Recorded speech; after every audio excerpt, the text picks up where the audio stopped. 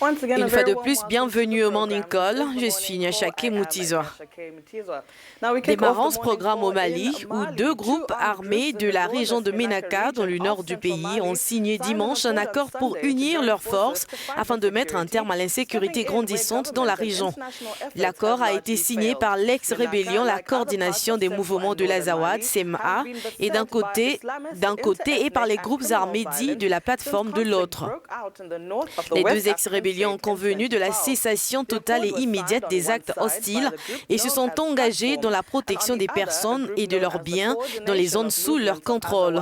Ménaka est en proie à des attaques djihadistes et intercommunautaires depuis 2012.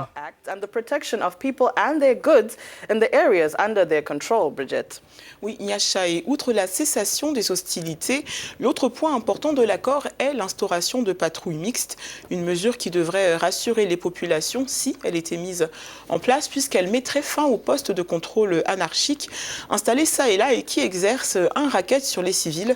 Des représentants de la force française Barkhane et de la MINUSMA, la mission de l'ONU au Mali, présents lors de la signature de l'accord, apporteront leur aide dans le contrôle de la circulation des armes. Nyasha.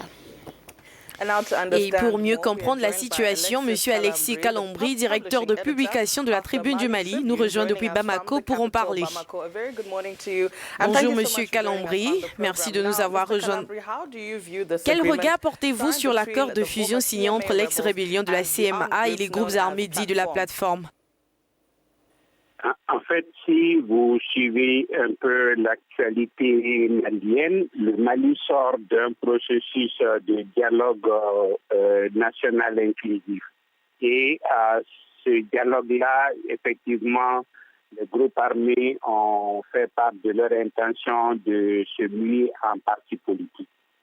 Déjà, au Mali, la loi interdit la création de partis politiques sur la base régionaliste, ethnique ou raciale. Donc, du coup, elle avait besoin de se faire plus d'ouverture. Ça, c'est le premier aspect.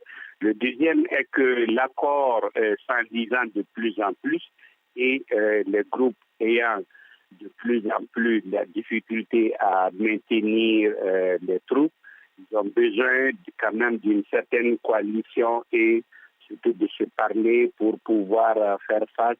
Surtout que très souvent, on a de part et d'autre les mêmes gens. Les rivalités entre les groupes signataires de cet accord ont longtemps retardé sa concrétisation.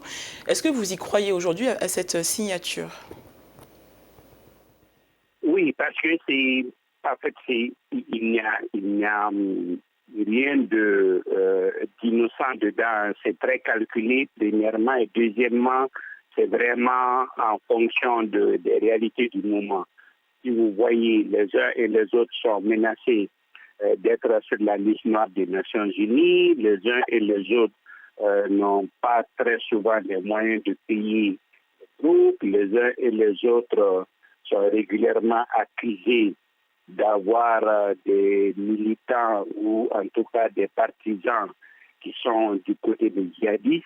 Il y a énormément de difficultés pour tous ces mouvements, quel que soit leur abord, et ils ont besoin de faire de l'ouverture, ne serait-ce que pour avoir, disons, bonne presse. Mais ensuite, comme je l'ai dit, dans la perspective de se lier en parti politique, il leur faut obligatoirement élargir les horizons. Alors, Monsieur Kalambri, dans le communiqué final, les signataires ont affirmé leur volonté de se muer en un mouvement politico-militaire et non en un parti politique simplement. N'est-ce pas là l'objet d'inquiétude? Non, pas du tout.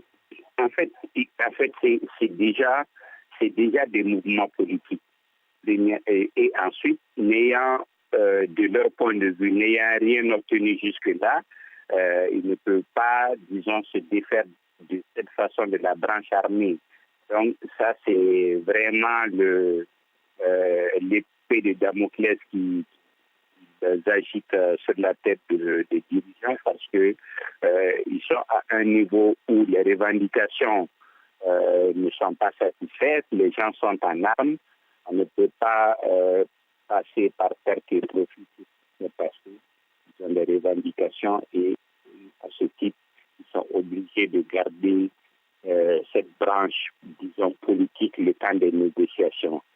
Sinon, aucun parti ne peut avoir une branche politique ou civique et une autre branche militaire.